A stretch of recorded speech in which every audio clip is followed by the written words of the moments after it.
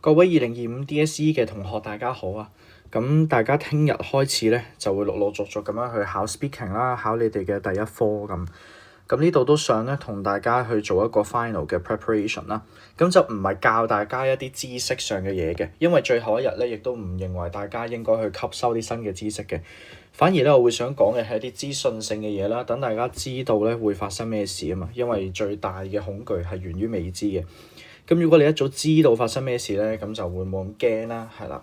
咁我亦都好想去表達一啲我自己嘅睇法啦，就希望令到大家咧係唔好咁緊張嘅，係啦，一個狀態咧係非常之重要啦。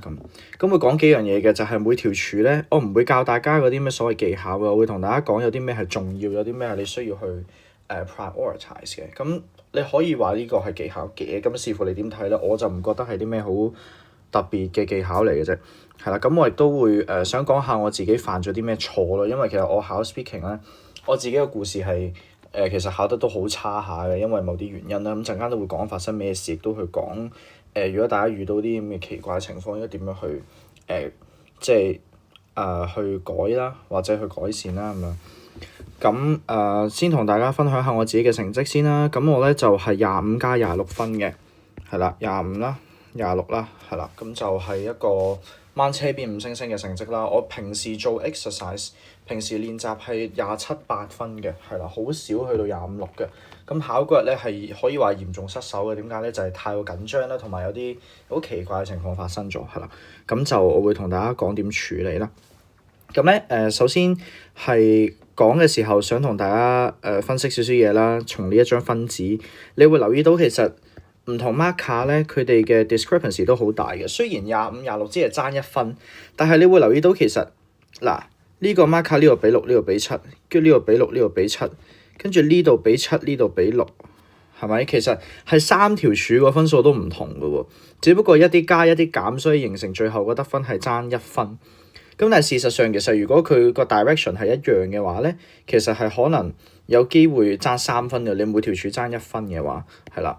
咁所以第一樣想同大家講嘅概念係咩咧？就係discrepancy 係好大嘅，所以有好多嘢其實都唔係你控制得到嘅嘢咯。咁你就其實盡量發揮好自己最好嘅狀態，其實你嘅命運都係交俾 marker 嘅。即係呢度唔係想去discourage 大家啊，努力咗咁多嘥氣都係靠運氣咁唔係話真係純運氣啊，因為你會見到其實佢個分數上都接近啦，都 make sense 嘅去到最後係咪？但係我只不過想講嘅話係第一呢啲嘢咧其實係好主觀嘅，咁所以咧寫咗主觀點真係好主觀嘅，咁主觀成分亦都係重嘅，所以咧其實你係唔好去思考有啲咩係一定要做咯。其實佢攞緊嘅咧係你成個可能8分鐘嘅 group discussion 加1分鐘 individual response 咧，其實佢係睇緊你一個 overall 嘅佢對你嘅感覺嚟嘅，純粹係佢對你嘅一種感覺，覺得你係點樣咯。咁所以你就唔好好似做，尤其是理科嘅一啲同學咧，好多時會諗係喺度 take point 要做呢樣要做呢樣要做呢樣有咩分，要做呢樣有咩分。例如話要唱開頭，要講夠3次，要講夠4次，要問人哋問題咁樣，唔係咁樣做嘅咯。即係千祈咧，我哋要放棄嘅一個 mindset 就係唔好好似 take point 咁樣中 marking 咁樣咯，係啦，因為其實每個人把尺都唔同。你根本就唔會話中到一個好 universal 嘅 marking， 除非你真係好犀利，有啲係真係好勁嘅，好 native、好 confident 嘅，咁嗰啲應該都唔需要睇我呢條片嘅啦，因為我應該低分過你，你應該係出到去就28、28咁樣嗰啲嚇，咁嗰啲就唔同啦。但係我意思係 for general 嘅考生係啦，尤其是英文唔係你嘅 first language 嘅話，咁你去考一個 speaking 嘅考試，其實係會擔心嘅，冇正常。所以想同大家分享翻啲正確嘅心態啦，就係其實係一個 overall 嘅 feel 嚟嘅。因此咧，其實想大家第二樣嘢要留意到嘅係咩咧？就係其實你要去 consistent 一啲嘅。咩意思咧？就係你喺嗰8+1入邊咧，有啲同學可能會突然間彈句唔知咩好勁嘅嘢背出嚟嘅嘢啦。咁但係個問題係你講翻啲自己講嘅英文嘅時候就好一般啦。咁其實就係人都會知你背咯，除非你係 quote 緊一啲好出名人講嘅嘢啦。咁 quote 就唔緊要啦，當然。但係如果你係真係夾硬亂背一啲嘢入去咧，其實你好唔 consistent 咧，令到佢對你個 overall 嘅 feel 咧係唔好嘅，會係啦，會覺得你亂嚟啊，三本硬套嘅。喺呢度評語咧，其實大家都會留意到一樣嘢嘅，就係佢 communication strategy 話我 body language 咧，其實係話我唔自然嘅呢個位係啦，即係同大家講翻，即係唔係話我好所以6分啊，係話我唔好所以冇7分啊，呢個位置係咁樣嘅。因為嗰日係我自己嘅情況就係我太緊張咧，我就喺度亂咁喐啦，咁所以其實 body language 係令到人睇得唔舒服嘅。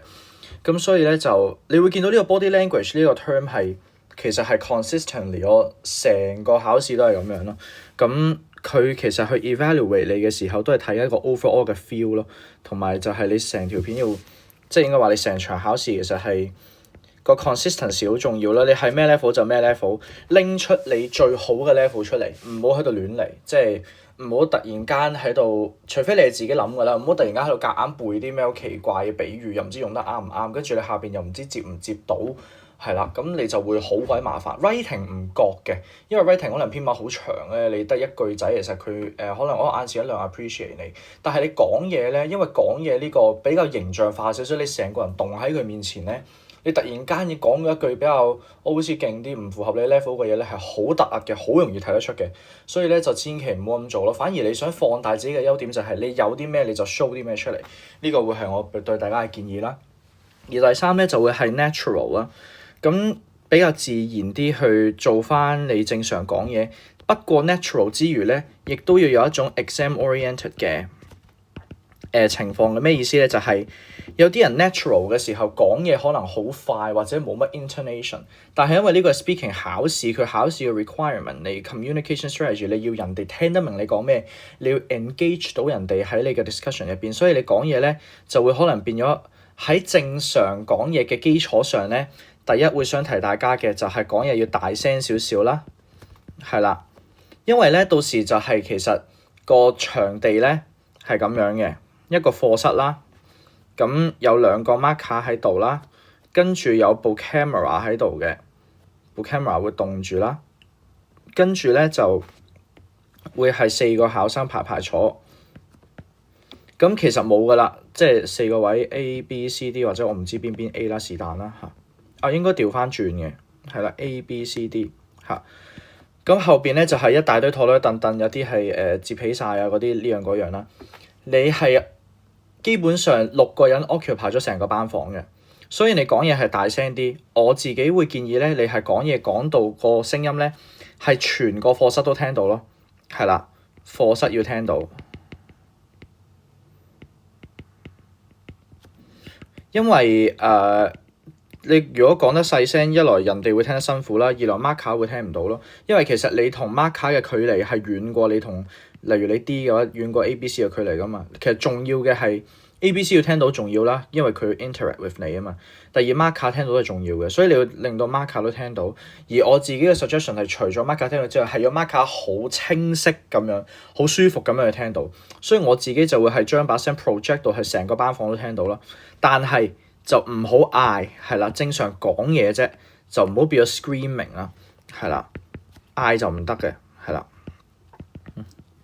跟住第二樣嘢咧就係語速，咁語速咧呢個就比較尷尬嘅，即係可能快慢大家會認為好 subjective 啦，但係我會認為係每一個字都清晰咯，即係當然你英文講得好嗰啲人啲字係連住咁樣講嘅，但係連住咁講之餘，都係每個字需要清晰嘅。一嚟唔好掠，因為人哋會 grade 你嘅 pronunciation 嘅，即係語速呢個係關乎到 pronunciation and delivery 嗰條柱啦。第二就係咧，因為佢其實編排嘅時候，基本上個規則咧都會係4個考生啦，一個 band 1，一個 band 3，兩個 band 2嘅。咁喺呢個情況下咧，其實佢會 ensure 一場考試入邊所有唔同能力嘅人都有啦，即係盡量去做到呢樣嘢啦。咁所以咧就會有英文好，亦英文中間普普通通，同埋英文冇咁好嘅同學。因此咧，如果你要 engage 到所有人嘅話咧，其實語速慢咧係 communication strategy 嘅一部分嚟嘅。你係需要令到咧其他嘅考生係聽得到你講乜嘢嘅，係啦。咁所以咧語速係要清晰，每個字都要有個 articulation 出到嚟咯。咁至於 accent 方面咧，有啲人會覺得話 accent 好重要，其實唔係好重要嘅，係啦，重要嘅會係 fluency 呢個位置咧。陣間翻去講啲內容嘅時候會真係逐個去 address 翻嘅，係啦。咁主要咧就係兩樣嘢，希望大家要留意嘅，就係講嘢嘅嗰個聲音啦，即係嗰個大細聲啦，同埋語速快慢咧，呢兩個基本上已經係會定咗好多嘢嘅，就係基本上個 marker 去聽你頭嗰第一次發言或者15至20秒啦，除咗 content 之外，其實基本上所有都大概已經 grade 到㗎啦，係啦，個情況係咁樣，咁所以呢個位置就係一個 general 嘅 tips 啦。好，跟住咧我就去嘗試講每一條柱點樣去處理啦。咁啊 pronunciation and delivery 嗰度，咁我兩個 marker 都係俾6分我嘅。咁其實我自己嘅反思係啲乜嘢咧？我認為咧我嘅聲音係夠嘅，講嘢都 OK 嘅 ，fluency 都係足夠嘅，係啦。但係咧就係緊張咧係會導致你唔小心講快咗嘅，所以咧你緊張嘅時候咧，我會建議大家，你明知自己緊張嘅話，你要刻意講翻慢少少，你 tune 翻 down 自己，係啦。咁呢度咧係會形成一個 trade off 嘅，一就係如果你講得快，你咪可以講到多啲嘢啊。咁如果你講得慢，你係講少咗嘢，但係你講得慢咧，係令到人哋會聽得清晰啲。咁所以呢個 trade off 係 between communication strategy 咧，同埋咧就係呢個 ideas and organization 嘅。咁呢度嘅 trade off 係應該點樣處理咧？其實係有個標準答案嘅，係考慮呢個嘅，即係話係要 prefer 講慢嘅。點解？因為其實一場 speaking 考試啦，8分鐘 average 你 take 兩分鐘啦。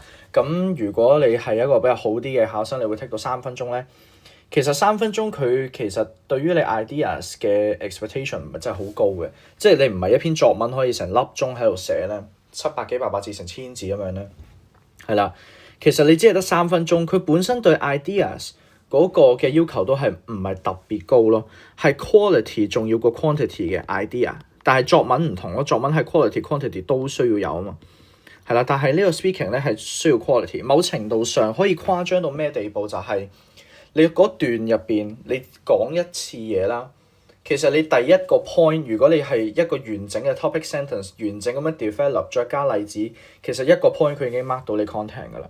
係啦，你英文作文係有3個 point 噶嘛，但係咧 speaking 唔同嘅，一個 point 已經 mark 到你嗰個 content 噶啦。跟住你可能講下啲廢話，講下啲即係講下少少例子啊，作下啲 personal story 啊，或者係講下啲 quotes 啊，或者甚至乎咧，有時你講嘢唔一定要有 point 嘅，你純回應人哋咧，其實都係完全冇問題嘅。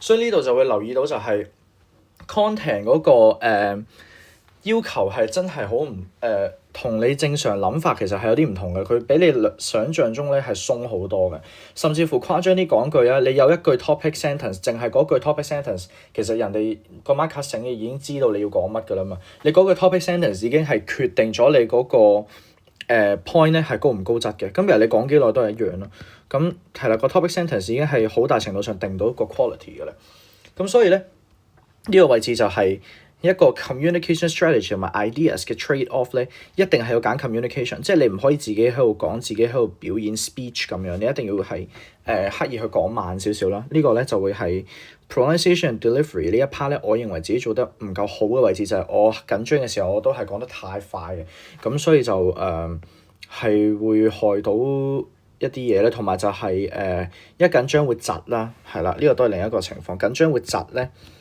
咁窒嘅話，你要點做咧？有幾個東西啦，一咧就係一啲 filler words 啦，二咧就係一啲 pauses 啦。咁咧 filler words 咧係唔要嘅，最好啦。當然其實得翻1日，你好難去改噶啦呢個壞習慣。但係即係去提示翻大家 filler words 嗰啲咩 like 啊、嗰啲咧唔好啦，最好唔好啦。係啦，我都認為呢個係其中一個 marker 俾低分我嘅原因嘅，係我有一個字好中意用嘅嗰一刻，我唔知咩嚟嘅，即係佢又唔係我口頭禪喎，但係我咁啱嗰日就係咁用嗰個字，我自己都留意到，但係改唔到。但係希望大家考之前有個咁嘅 awareness 啦，係會寧願你 pause 係會好少少嘅。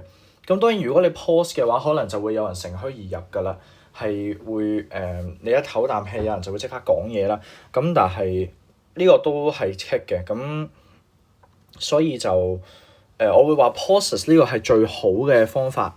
咁但係有機會俾人干擾嘅，咁所以呢個就都睇翻大家點樣咧。如果你練得多，你考嗰日可以係咁練講英文，其實練到盡量冇咁窒咧，咁會係最好咯。係啦，如果窒嘅話，我會建議 pauses 會好啲嘅。但係如果你真係唔 comfortable 嘅，你繼續翻自己嘅習慣啦，我覺得問題都不大嘅呢個，係啦。好，下一條柱啦 ，communication strategy 啦。咁咧 communication strategy 咧係做乜嘢嘅咧？其實主要咧就係去 differentiate between 咧，你究竟係俾緊一個 speech 啦，sorry 寫錯嘅，係 speech 啊定還是 interaction？係呢份考試係考 interaction 嘅，所以咧你唔可以變成一個 speech 嘅。所以喺 communication strategy 方面有邊幾樣嘢需要注意咧？一咧就係 respond 啦，respond 人哋個 point 咧，呢一個基本上咧，我會話個重要性係你講咗第一個 point 之後咧 ，after 你自己嘅第一個 point 咧，後面嘅嘢嚟講咧，即係頭先我都有講過。你其實俾第一個 point 佢已經 grade 到你個 ideas 㗎啦。咁但係你點樣 consistently 咁喺嗰8+1分鐘入邊生存咧？就係其實第一次 idea 完咗之後咧，其實 response 係重要過你嘅 own contribution 嘅，係啦。因為你再係咁掉啲 point，但係如果人哋冇人去 discuss， 冇人去一齊爆大咁樣去講咧，冇意思嘅。但係如果你作為一個要高分咧，你要 facilitate 個 discussion 咧，其實有好多嘢做嘅。第一就係你 respond 人哋嘅嘢啦，你可以選擇去 paraphrase 啦。paraphrase 咧就係限於可能一個啦。另外咧就係你可以去做呢個嘅 summary 嘅。係啦，就係如果你係第3或者第4個 speaker，呢前面有2個人講嘢咧，你去做個總結，一次過總結晒。咁但係我自己覺得一個比較慳時間嘅方法就係你唔使刻意去講candidate A mention 乜乜乜 candidate B mention 乜乜，你唔使嘅，你只要講話 OK， 大家 mention 咗啲乜嘢，然後你就掟翻每一個人講過嘅嘢做一個 key phrase， 一個 key concept， 一個 keyword， 你去 summarize 晒呢一啲 key concept。跟住順便你就可以做個 transition 落下一個 bullet point， 或者你加自己嘅 point， 或者係去講啲咩即係加自己嘅新觀點啊 description 咁樣，係咪？咁所以咧 respond 係有 paraphrase 啦，或者係做一個 summary 咧。summary 呢個咧其實係會好加分嘅，尤其是你可以順便咧去轉埋 point 嘅，轉 bullet point。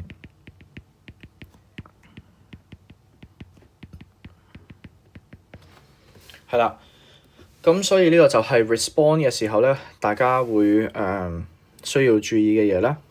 好，跟住第3樣咧就係，如果遇到一啲啞嘅人咧，係啦，呢個咧其實我問翻我有考到嘅同學啦，即係中學同學咧，其實係常見嘅原來，因為你每一次嘅 speaking 你都會撞到可能banding 比較低嘅學生，其實係真係存在一部分係入去坐嘅，係真係入去放棄嘅，係一句聲都冇講過，係我係自己親身經歷啦，亦都好多同學都係，其實 average 每2場都有一個咁嘅人嘅，即係所以你係有一半以上嘅機率會撞到一個人你完全唔講嘢，咁完全唔講嘢嗰個人咧，其實就會係俾你攞嚟賺 CS 分啦。呢個我希望大家有個 awareness 喺度咯，係啦，啞人咧佢哋咧，其實你可以當佢哋係 NPC 嚟嘅，你遇到咧就係好彩嚟嘅，你遇到咧就係一個 lucky。因為你係可以賺到 communication strategy 嘅分嘅。點賺咧？就係你喺佢身上攞好多嘢嘅可以。你可以喺佢身上問問題啦。遇到啞嘅人咧，你就可以咧係問問題，例如問佢有冇 follow 到啦。呢個就唔太建議問嘅，即係擺明冇嘅啦。其實就會問咧一啲 yes no question 啦。呢個其實大家都講㗎啦，都陳腔濫調㗎啦，都聽過好多次㗎啦。問 yes no。咁今次我會想 provide 嘅一個 additional tip 係咩咧？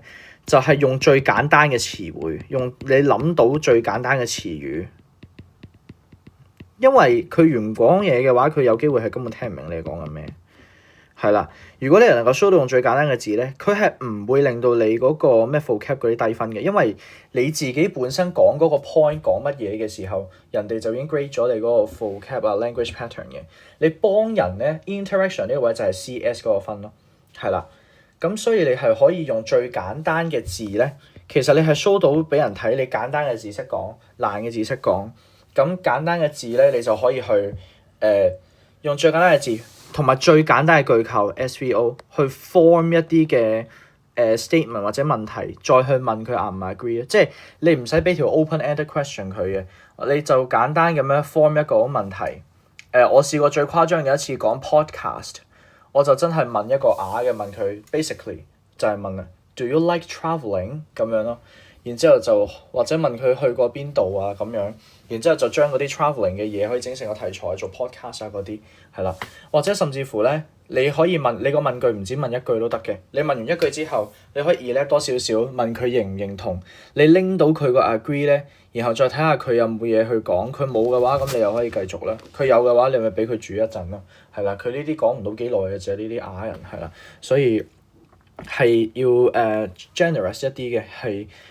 你要當佢係過嚟幫你賺分嘅，係啦，千祈唔好唔中意呢種人啦，係啦，呢啲係靚嘅 NPC 嚟嘅。咁咧用最簡單嘅字去 form 一啲嘅句子啦 ，form 一句或者去幾句咁樣幫佢 elab埋，睇下佢要唔要咁樣，係啦。然之後就係啦，個情況就係咁啦，比較多會見到嘅係呢啲咁嘅人啦，係啦。跟住係啦 ，CS 搞掂。咁就係啦，跟住去到 vocab and language pattern 咧，呢個位置咧就我自己會建議咧係 natural 嘅 vocab 或者 language pattern 咧大過 sophisticated 嘅。咩意思咧？你作文嘅時候咧係會寫啲 sophisticated 嘅句構，例如嗰啲咩倒裝句啊嗰啲啦，我唔係話你講嘢唔得，即係比較少人講嘢講倒裝嘅，除非你係啲好 formal 嘅場合啦，係啦。但係其實正常就咁講嘢咧，就咁 SVO 就得噶啦，或者 SVO if not 嗰啲咁樣咧，一啲好似好複雜但係講起上嚟簡單嘅句構係好事嚟嘅，即係嗰啲咩 cleft sentence 啊嗰啲係啦，或者咩 participle phrases 啊嗰啲咧係啦，都得嘅。個 relative clause 呢啲咁嘅嘢啦，講啦，但我自己覺得咧，又係一句啦，你可以選擇有自己嘅 style 嘅，即係你 consistent 啲，一直用某啲，因為如果你係咁喺度用好多唔同嘅嘢咧，即係除非你自己係自然咯，如果唔係嘅話，就會變咗唔自然咧，咁其實就唔好嘅，我都係覺得自然呢個係最重要嘅，係啦。natural 啦，好過 sophisticated，即係你唔好一句入邊有 which 啊，跟住有 having 乜乜嗰啲，咪好鬼複雜咁樣咯。但係如果你係自然咁講得出呢啲嘢咧，係冇問題嘅。唔自然揀一切就唔好啦。唔自然揀一切咧，我會寧願你係咁 SVO，你講要講得舒服，呢個係最重要嘅，係啦。然後 vocab 咧，有啲咩會特別加分嘅咧？我自己其實唔太建議用所謂難嘅字。點解咧？嗱 ，writing 你可以用難嘅字，因為你同個 marker 溝通。但係 speaking 咧，你係同緊組入邊其他人去講嘢啦。咁其實你盡量個目標係組入邊所有人要聽得明你講乜嘢嘅。所以其實反而建議嘅一個東西就係你講嘅嘢咧，係唔要一啲好鬼難啊、啲冇人識嘅字啦。最好係咩咧？靚嘅字同難嘅字係唔同嘅，呢個要同大家 distinguish 一個 concept。靚咧唔代表係要啲人唔識嘅，係啦。咁有啲咩係又靚，啲人又可能一聽就會聽得明咧？有以下幾種嘅，一咧就會係一啲 quote 啦。咁但係我就唔建議依家就喺度搞咩背啲 quote 入場啊嗰啲咁嘅嘢啦。即係冇意思嘅，你唔會貼得中嘅呢一刻，你再溫嘅，你唔會貼得中邊一題嘅。即係我知道依家即係講話我好多抄唔知咩通識啊、綜合啊啲 past paper 嚇。但係個問題係你考嗰日你嗰條你冇得揀嘅，你唔同 writing 你冇得揀嘅，所以你係唔一定你唔會貼得中你嗰條考乜嘢嘅。係你可以貼中嗰一年嗰幾廿題有考過啲咩合理貼得中，你唔會貼得中你自己個考咩。所以你就唔好夾硬去背啲 theme 嘅 quote 咯。咁第二咧，即係除咗 quote 之外，比較重要嘅咧就係一啲 descriptive 嘅嘢啦。咁重要嘅咧就可以係metaphorical 嘅一啲比喻性質，聽落去好優美，亦都會好容易聽得明咯。即係你可以講話乜乜乜 is like 乜乜乜，即係呢個就唔係 metaphor 啦，即係變咗係名譽就 simile 啦。咁冇乜所謂嘅呢啲。咁呢個係講起上嚟形象化咯，人哋會 get 到你，原來你講緊呢樣嘢係喎，有異曲同工之妙嘅喎，同某啲 objects 係啦，聽得明，而你亦都係用得靚咯。metaphor 呢個好重要，我認為呢個係好加分嘅，無論你係 speaking 定係 writing 都係嘅。speaking 加嘅分會更多，因為interaction 即係可能人哋聽完之後係會有反應嘅，即係會覺得咁樣係啦，咁嗰下就 capture 到嗰個即係 interaction 嗰個精髓喺度，係啦。咁所以咧係我自己覺得呢個 language pattern 係咁樣做咯，就係唔好夾硬捽咯，都係你講乜，你講開乜你就講乜咯，係啦。natural 係重要嘅，咁然後再加啲靚嘅嘢係咁樣啦，係。咁呢個 vocab language pattern 呢個位置就係咁樣處理啦。最後啦就係ideas and organizations 咧。呢個位置就其實同 writing 差唔多啦，咁但係我自己會覺得咧，首先第一，佢個要求咧係比 writing 真係細好多嘅，係啦。第二咧就係 quality 係重要過 quantity 嘅，所以你唔使驚話，你講得唔夠啊，唔夠多你 original 嘅 point 啊，咩掛住 respond 人啊嗰啲唔係嘅 respond 係重要過你自己 original input 嘅。Given that 你已經有一次嘅 original input 咯。係啦，當然即係有啲人係好勁嘅，即係佢完全 respond 人咧，完全入到場都卡乜嘢都唔寫咧。係有呢啲咁嘅勁人嘅，咁但係大部分應該都唔係咁樣，亦都冇需要做到咁樣啦。咁所以呢個位置就係去同大家講翻係啦，個 quality 重要過 quantity 啦，係啦，同埋就係喺頭先 communication 同埋 I/O 咧，就係其實要 communication 呢個位置係重要啲嘅。係啦，因為 I/O 就係你有自己一次 original output 已經可以啦，同埋就係 quality 大過 quantity 呢個位置咧，其實你可以咁樣去看待呢件事嘅，就係多元化少少啊，即係話如果你係每樣嘢都講到少少嘅，咁其實你 quantity 就係講緊你同一段入邊，你同一個 point 入邊你講嘅嘢未必好多，但係如果你係 throw 到唔同嘅 idea，即係唔同 bullet point 嘅位置都講到啲唔同嘅嘢咧，你 lead 到一個多元化嘅 discussion， 多角度嘅 discussion 咧，你開多幾個角度，但係你每個角度講嘅唔多咧，咁其實都係一種 quality 嚟嘅呢個，即係多元化。咁或者呢個就係你如果尤其是 aim high 嘅同我哋作為一個 facilitator 或者作為個 group leader 嘅角色咧，就係你要去留意翻人哋咧，即係其他組員係講咗啲乜嘢，講嘅 angle、perspective 或者係涉及到嘅 stakeholders 咯，係啦。咁喺呢一啲嘅情況就係話咩咧？你作為一個 leader 或者你最後一個講嘢，你唔好 repeat 人哋嘅 perspective， 你開一個新嘅角度去引領人哋思考，係啦，呢個都係重要嘅喎，因為呢一份考試考嘅係你點樣 engage 到人哋。咁 engage 唔係淨係個講嘢用口講 interaction 嘅，你 engage 埋人哋嗰個 brain activity 嘅。引領埋人哋去思考，去諗一啲更加 in-depth 嘅嘢嘅，你做到咁樣就係真係非常之好咯，就係開新角度咧，就係去引領其他人去思考，就唔好淨係掛住去講啲自己諗到嘅嘢咯，係啦。咁呢個都係其中一個我講嘅 quality 嗰樣嘢，就係你唔可以係咁爆 point 咯，你要係爆啲唔同類別嘅 point，咁樣先至好嘅，係啦。咁呢個就係I/O 咧會覺得重要嘅嘢，另外都係啦，唔好再喺度背啲咩 idea 貼啲咩，你唔會貼得中你嗰題噶啦。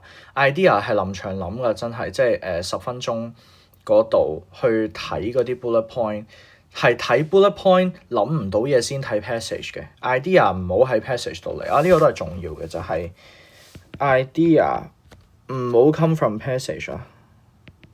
點解啊？因為低分嘅人咪就係會喺個 passage 度抄翻嗰啲bullet point 咯，即係唔係我講咩？係啦，喺 passage 度抄翻啲 idea。咁所以如果你都係咁做嘅話，咁你就係低分咯。就係所以我哋高分嘅人嘅做法就係 idea 係唔會係 come from 個 passage 嘅，一定係你嘅 originality 嚟嘅，你自己要諗到嘅一啲嘢嚟嘅。因為差嘅 point 俾人講咗㗎啦。咁你就負責講好嘅 point， 你先 differentiate 到，同埋你唔會同人撞 point， 人哋講你冇嘢講㗎嘛，係啦。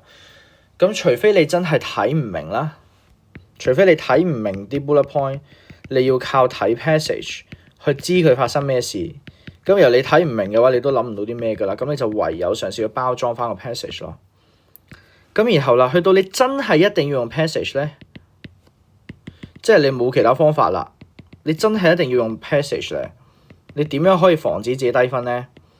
就係你不斷去 rephrase 到人哋根本就唔知要喺 passage 度出現過，咁咪會以為你自己嘅 point 嚟㗎咯，係啦，重要嘅呢個都係咁樣啦，夠急用啦，係啦。但係 in general 都希望大家唔好咁做嘅，即係唔好喺 passage 度抄 point 嘅，係啦。睇都唔使睇嘅，其實如果你除非咧有啲題目係一定要睇 passage 你先知佢發生咩事嘅，即係例如話佢conduct 咗一個survey，咁佢有啲結論喎，啲結論喺個 passage 度問你嗰啲結論代表啲乜嘢啊嗰啲，咁你一定要睇個 passage 嘅，係啦。咁你判題咧，一開始望啲 bullet point， 你睇下你齋睇啲 bullet point 諗唔諗到嘢嘅，你發現要 kick 嘅喎，唔知咩事喎，要睇 passage 嘅你先睇，唔使睇嘅話咧係真係可以完全唔使睇嘅個 passage， 係啦。咁你多啲時間去諗啦，去講啦，仲好，係啦。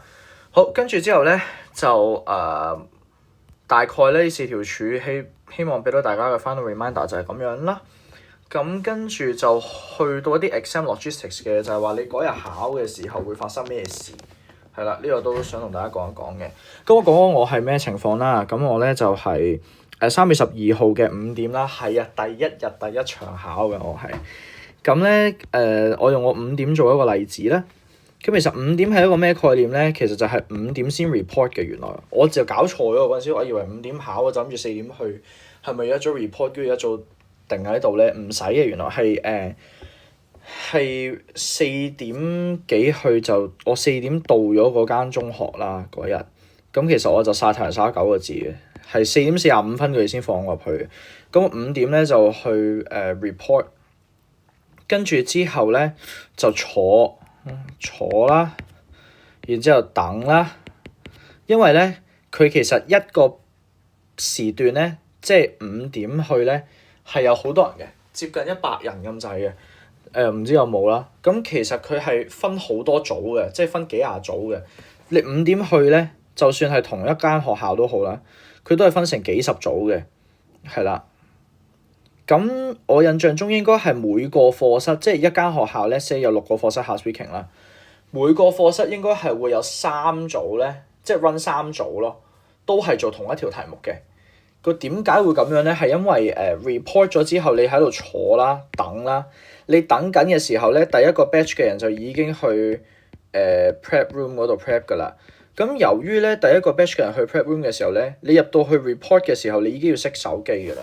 咁所以就唔會 send 到啲問題出嚟咯，係啦。咁然後你就繼續等啦。佢通常咧就嗌3至4 round 嘅。咁我嗰日就係等咗好耐，我係第3 round 我最後一 round 先至出嘅。甚至乎咧佢誇張到咧試過係我嗰日好似都係咁嘅，我唔知係咪常態嚟嘅啦。佢考唔切咧，佢就將其中最尾嗰批人咧揼埋落去同6點班人一齊考，佢轉咗題目嘅，就淨係變咗6點嗰題嘅，係啦。咁我就唔係呢個情況，我就係考翻5點嗰題啦。但我就係好問啦，5點嗰題，去到我自己入到 prep room 已經係5點半啦。係啦，咁 prep room 就係得幾個人，即係一行一行咁坐啦。每一行對應嘅係一個 exam room 啦，係啦，你最後會去到一個 exam room 噶嘛。咁就一行一行咁坐，跟住就跟翻你個編號，即係可能 A 坐前面 B 坐後面 C 坐後面 D 坐後面咁樣。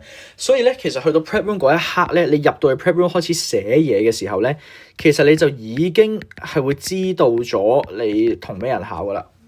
係啦，個情況係咁嘅。咁咧我就講翻你好蝦碌嘅嘢，就係咧我撞到2個唔係本地人咯。咁我就諗，哇，大鑊死啦，咪撞咗2個 native 啊！呢鋪我勁驚咧，跟住之後咧，我嗰日就係影響咗好大，跟住佢超級驚咧。跟住點入到 exam room 咧係唔講嘢，佢哋係啞，即係嚇死我咯。但係我嗰陣時就係有呢個問題，跟住之後咧好緊張，我就成場都定唔到落嚟咧，個表現差咗，係啦。咁但係我想講嘅係咩咧？就係你最好就臨危不亂咯，即係其實大家都係考生啫，大家都係去考個試嘅啫，冇咩特別嘅，係啦。你見到咩人，你大概知佢咩料就得㗎啦。係同埋 by the way 講多一樣嘢就係，佢盡量設計到咧一組入邊個男女比例係平均嘅，係啦。不過我唔知呢個資訊對大家有冇用啊。但係主要我嗰組都係2男2女咁樣咯，係啦。個情況係咁樣啦。咁你已經知同咩人考㗎啦，你入到 prep room，跟住之後去到 exam room 咧 ，exam room 就係有2個 marker 對住你啦。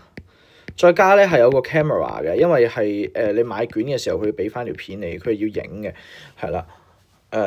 有個 camera 嘅，咁個 camera 咧其實就會棟高咗，係企喺張台上面嘅個 camera，係啦，咁好搞笑嘅嚿嘢。咁你唔使理佢嘅，你照正常咁樣講得㗎啦。咁就係記住啦，考嘅時候咧，GI 啦 group interaction， 考嘅時候咧就係當 marker 透明嘅，我哋淨係望住 candidates 嘅啫，係啦。去到咧 IR 咧就調轉咯，係啦，就當啲 candidates 係透明，淨係望住個 marker 嘅啫，係啦。呢個係 golden rule 嚟嘅，一定要跟嘅呢樣嘢，係啦。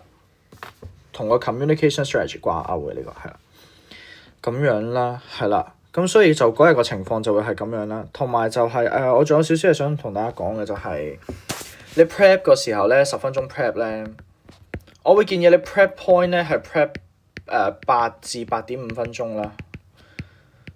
跟住剩低1至1.5分鐘咧係要練嘅，尤其是如果你想搶開頭嗰個人咧，雖然我就其實覺得你搶唔搶嘅意義都不大嘅。其實你搶開頭係代表咩咧？代表你少咗一次 respond 人嘅機會咯，因為你第一個 point 你自己講啫嘛。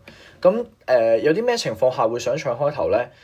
一就係你第二你個組其他人冇人搶咯，因為我嗰陣時都係咁嘅，係冇人做開頭，係 dead air 咗1秒我先開始嘅，係啦。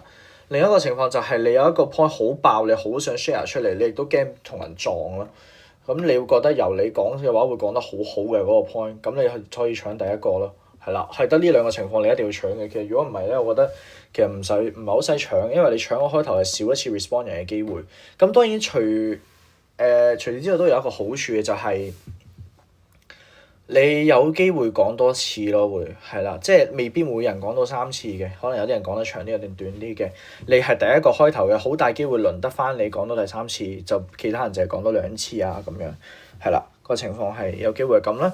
咁呢啲就係你搶嘅好處咯，係啦，即係可以講多次啦，唔使俾人搶 point 啦，同埋就係唔使 dead air 啦，呢個係好處啦嚇。咁壞處就係少咗次 respond 嘅機會，咁所以呢個就睇大家點樣去衡量㗎啦呢件事。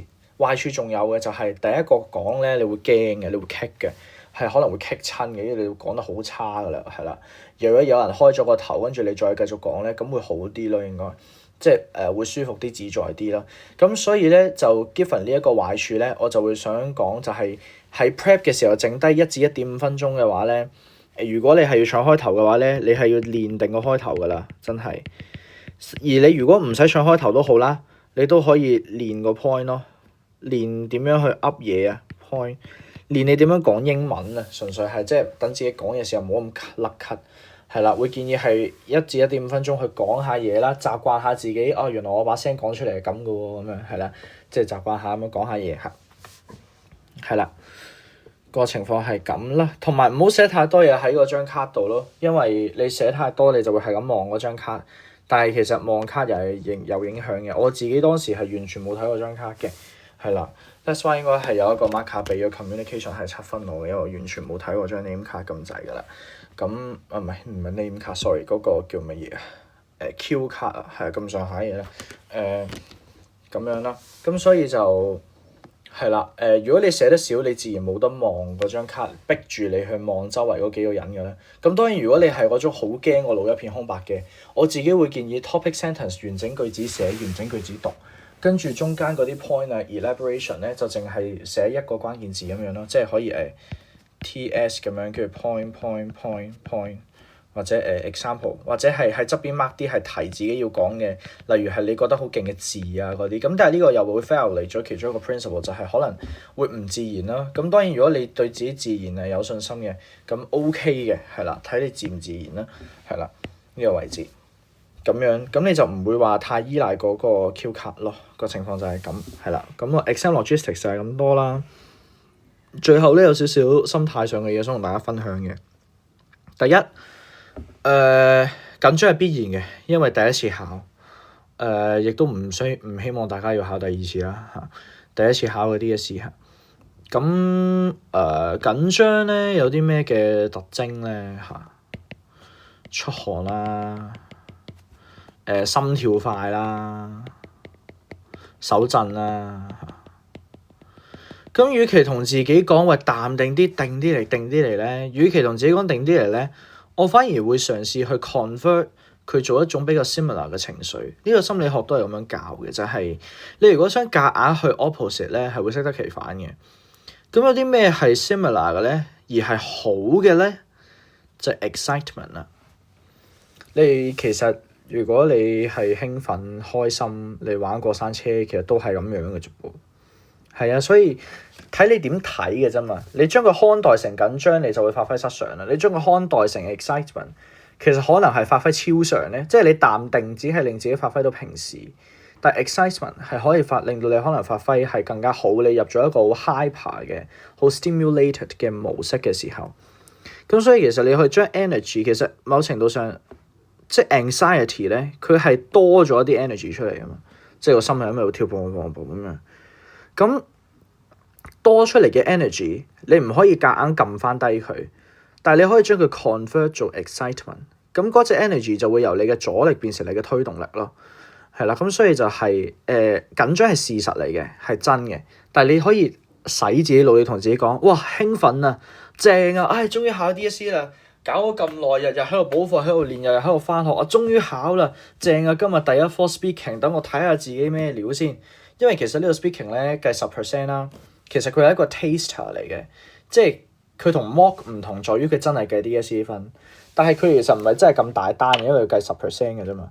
同埋大家嘅分數，即係你28分5分，大家攞個分都唔係話真係會爭好遠，係啦。咁所以其實佢係俾你嘗試一下 DSE 係做緊乜咯，唔使你一嚟就。如果你諗下你冇咗個 speaking 會點啊？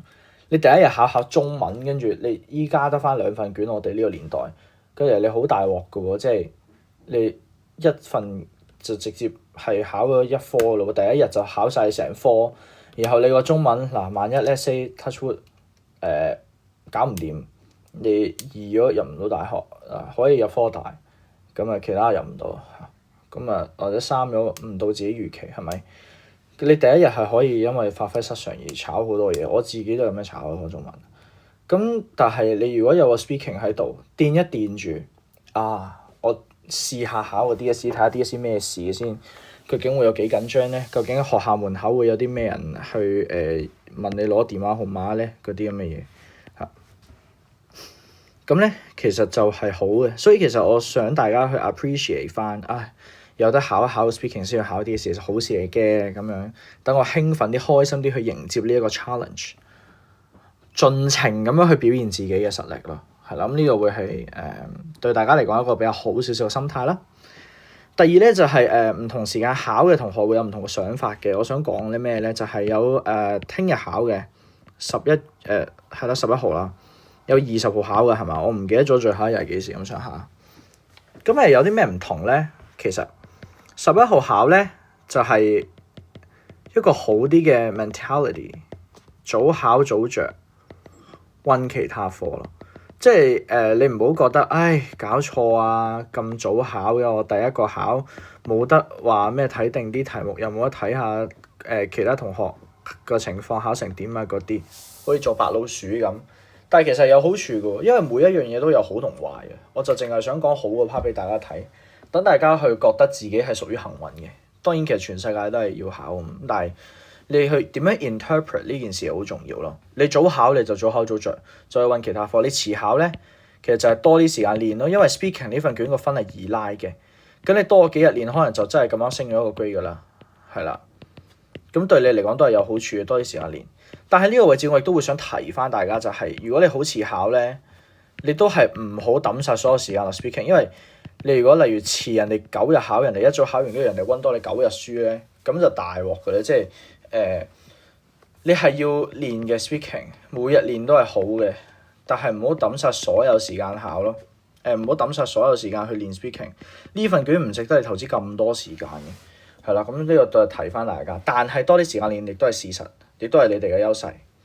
而早考早着亦都係早考早着嘅優勢，大家都有各自嘅優勢嘅，係啦。當然每個人個 preference 會唔同，我自己個 preference 就係第一日希望係我，咁啊真係第一日係我自然會開心啲嘅。